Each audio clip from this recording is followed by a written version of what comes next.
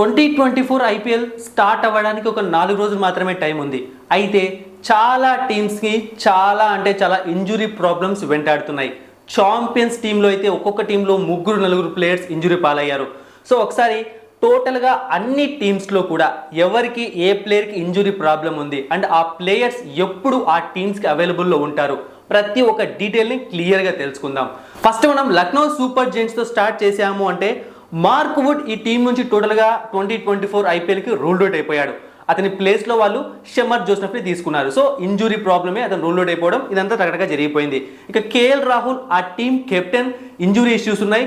But NCA అతనికి fit certificate already ఇచ్చేసింది అనమాట. తను 20th అంటే ఇంకొక 2 రోజుల్లో వాళ్ళ టీం క్యాంప్తో ప్రాక్టీస్ సెషన్కి హాజరు కాబోతున్నాడు. సో ఇలా ఇద్దరు ప్లేయర్స్తో లక్నో సూపర్ జెయింట్స్ బాధపడింది. ఆ 2 కూడా పెద్ద ప్రాబ్లమ్స్ ఏమీ లేవు. వాళ్ళు 2024 ఐపీఎల్ని చాలా సజావుగా స్టార్ట్ చేయబోతున్నారు. ఇక నెక్స్ట్ రాజస్థాన్ రాయల్స్ టీం చూసాము అంటే ప్రసిద్ధ్ కృష్ణ టోటల్గా 2024 ఐపీఎల్ నుంచి రూల్డ్ అవుట్ అయిపోయాడు.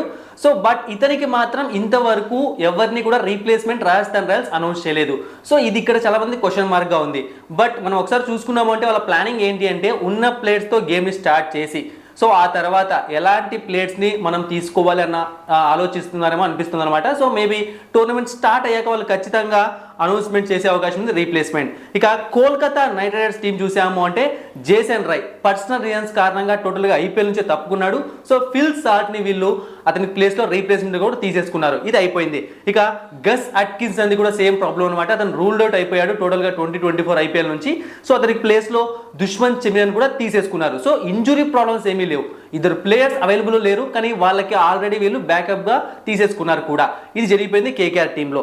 ఇక నెక్స్ట్ ఢిల్లీ క్యాపిటల్స్ టీం విషయాన్ని చూసాము అంటే హ్యారీ బ్రూక్ సో ఆక్షన్లో కొనుగోలు చేశారు. లాస్ట్ ఇయర్ ఎస్ఆర్హెచ్లో ఉన్నాడు. బట్ టోటల్గా ఐపీఎల్ నుంచి రూల్డ్ అవుట్ అయిపోయాడు పర్సనల్ రీజన్స్ కారణంగా. అయితే హ్యారీ బ్రూక్కి కూడా ఢిల్లీ క్యాపిటల్స్ ఇంతవరకు రీప్లేస్మెంట్ అనౌన్స్ చేయలేదు. ఇక నెక్స్ట్ చూసాము అంటే లుంగి ఎంగిడి రూల్డ్ అవుట్ అయిపోవడంతో జాక్ మెక్గర్ని వీళ్ళు అనౌన్స్ చేశారనమాట రీప్లేస్మెంట్గా. యంగ్ ప్లేయర్ అనమాట, చాలా అద్భుతంగా పర్ఫామ్ చేసే ప్లేయర్, అతన్ని అనౌన్స్ చేశారు. ఇక నెక్స్ట్ అన్రిచ్ నాట్జే సో ఖచ్చితంగా ప్లేయింగ్ ఎలెవెన్లో ఉండే ప్లేయర్. సో ఇంతకుముందు మనం మాట్లాడుకున్న ప్లేయర్స్ ప్లేయింగ్ ఎలెవెన్లో ఉంటారు లేదో మనకు తెలియదు. బట్ అన్రిచ్ నాట్జే వీళ్ళకు స్ట్రైక్ బౌలర్. సో ఈ బౌలర్ ఖచ్చితంగా ఫస్ట్ మ్యాచ్ అయితే కన్ఫామ్గా మిస్ అయ్యే ఛాన్స్ ఉంది. అంటే ఢిల్లీ క్యాపిటల్స్ ఎవరితో ఆడబోతుందో ఆ ఫస్ట్ మ్యాచ్ ఇతను ఆడటం లేదు. కానీ ఎప్పుడు వస్తాడు, ఖచ్చితంగా ఫస్ట్ మ్యాచ్ తర్వాత వస్తాడంటే అది కూడా డౌటే అనమాట. ఎందుకంటే తనకి చైల్డ్ బర్త్ జరిగిందనమాట. సో అతను త్వరగా వస్తాడా లేకుంటే ఇంకొక 2-3 మ్యాచ్లు లేట్ అవుతుందా ఈ విషయం ఎవరికి క్లారిటీ లేదు. బట్ ఫస్ట్ మ్యాచ్ మాత్రం అతను అవైలబుల్లో ఉండట్లేదు. ఇక నెక్స్ట్ చూసాము అంటే ముంబై ఇండియన్స్. సో ఈ టీంలో 3 ప్లేయర్స్ అవైలబుల్లో లేరనమాట. అంటే అవైలబుల్లో లేరు మీన్స్ కొన్ని మ్యాచెస్ మిస్ అయ్యే ఛాన్స్ ఉంది. అందులో గెరాల్డ్ క్విడ్జీ.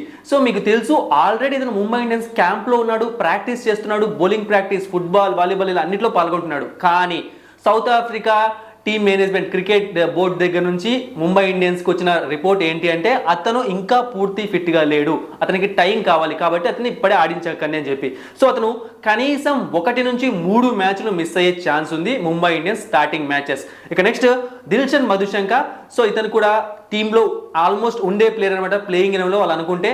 సో ఇతను కూడా 2 నుంచి 3 గేమ్స్ అంటే 2 to 3 గేమ్స్ టోటల్గా ఆడే అవకాశం లేదు. తర్వాతనే టోర్నమెంట్లోకి అడుగు పెట్టే అవకాశం ఉంది ముంబై ఇండియన్స్ క్యాంపులోకి. ఇక నెక్స్ట్ సూర్యకుమార్ యాదవ్. సో మనం చాలా రోజులుగా ఈ అప్డేట్ చూస్తూనే ఉన్నాము, అప్పుడు వస్తాడు ఇప్పుడు వస్తాడని చెప్పి. సో ఖచ్చితంగా 2 మ్యాచ్లు అయితే మిస్ అవుతాడని చెప్పి వార్తలు వస్తున్నాయి. సో మనం మాట్లాడుకుంటుంది ఇక్కడ క్విక్ రికవరీ ప్రాసెస్ అనమాట. సో ఈ రికవరీ ప్రాసెస్ కొంచెం లేట్ అయితే ఇంకా ఎక్కువ పెరిగే అవకాశం కూడా ఉంటుంది. ప్రస్తుతానికైతే 2 మ్యాచ్లు అనుకుంటున్నారు. ఇక నెక్స్ట్ గుజరాత్ టైటన్స్ టీం చూసాము అంటే వీళ్ళ టీంలో కూడా 3 ప్లేయర్స్. సో ఒకటి మొహమ్మద్ షమి టోటల్గా రూల్డ్ అవుట్ అయిపోయాడు. బట్ ఇంతవరకు రీప్లేస్మెంట్ని అనౌన్స్ చేయలేదు. ఇక నెక్స్ట్ రాబిన్ మింజ్. సో ఎంతో ఇష్టపడి ఒక ట్రైబల్ ప్లేయర్ అనమాట, చాలా మంచిగా కొనుక్కున్నారు మంచి అమౌంట్కి. బట్ ఇతను రీసెంట్గా ఒక యాక్సిడెంట్ కారణంగా టోటల్గా ఐపీఎల్ నుంచి రూల్డ్ అవుట్ అయిపోయాడు. Almost ruled out. ఎందుకంటే ఈ విషయాన్ని ఆశీష్ నెహ్రా డైరెక్ట్గా చెప్పేశాడు అనమాట. అతను వస్తాడో రాడో పక్కన పెట్టేస్తే అతనికి రూల్డ్ అవుట్ అయిపోయినట్టు. ఎందుకంటే యాక్సిడెంట్ అనేది కొంచెం పెద్దగానే జరిగిందనమాట. స్పోర్ట్స్ బైక్ లేదో సంథింగ్ కింద పడ్డాడట. ఇతనికి కూడా ఇంకా రీప్లేస్మెంట్ అనౌన్స్ చేయలేదు. ఇక next Matthew Wade. So playing ఎలెవెన్లో ఉంటాడు లేదో తెలియదు, కానీ స్టార్టింగ్ 2 మ్యాచెస్కి అయితే ఇతను అవైలబుల్లో ఉండే ఛాన్స్ లేదు.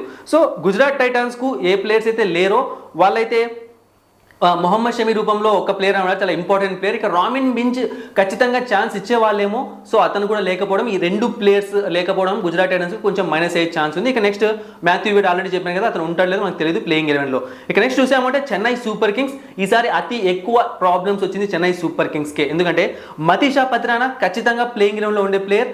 2 to 3 గేమ్స్ కన్ఫామ్గా మిస్ అయ్యే ఛాన్స్ ఉంది. అంటే first 2 to 3 games and first మ్యాచ్కి అయితే అతను అవైలబుల్లో ఉన్నాడు, ఇంజురీ ప్రాబ్లమ్స్. ఇక next Devon Conway almost half IPL కన్నా ఎక్కువే, ఎందుకంటే న్యూజిలాండ్ క్రికెట్ బోర్డు నుంచి వీళ్ళకి న్యూస్ వచ్చిందనమాట ఇప్పట్లో రావడం కష్టమే అని.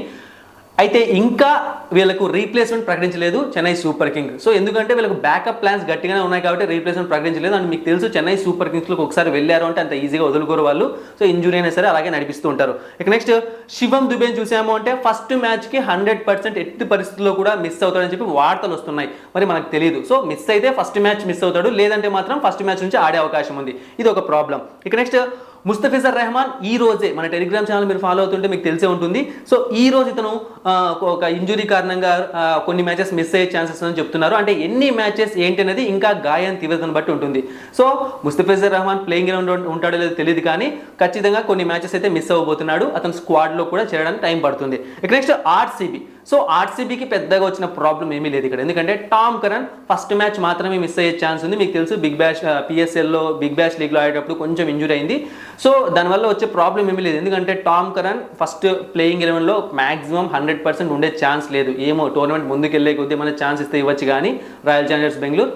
సో ఈ విధంగా ఈ టీమ్స్ అన్ని కూడా ఇబ్బంది పడుతున్నాయి. అయితే మీకు డౌట్ రావచ్చు, ఎస్ఆర్హెచ్ పంజాబ్ కింగ్స్ టీం నుంచి ఏం ప్రాబ్లమ్స్ లేవా అంటే నో, వాళ్ళకి ఎటువంటి ఇంజురీ ప్రాబ్లమ్స్ లేవు, వాళ్ళు పర్ఫెక్ట్ ఫిట్గా ఉన్నారనమాట. సో ఇవన్నమాట అన్ని టీమ్స్కి సంబంధించిన ఇంజురీ అప్డేట్స్. చాలా మంది ప్లేయర్స్ స్టార్టింగ్ మ్యాచెస్ కనీసం 1-2 మ్యాచ్లు ఆల్మోస్ట్ చాలా మంది ప్లేయర్స్ ఉన్నారు. సో వీళ్ళందరూ రావడానికి టైం పడుతుంది. మరి ఈ వీడియో మీకు నచ్చితే లైక్ చేయండి, షేర్ చేయండి. అలాగే తెలుగు బస్ టెలిగ్రామ్ ఛానల్లో జాయిన్ అవ్వడం మర్చిపోకండి, డిస్క్రిప్షన్ బాక్స్లో లింక్ ఉంది. Thank you for watching and supporting మీ. మరిన్ని ఇంట్రెస్టింగ్ వీడియోస్ కోసం సబ్స్క్రైబ్ చేయడం మర్చిపోకండి.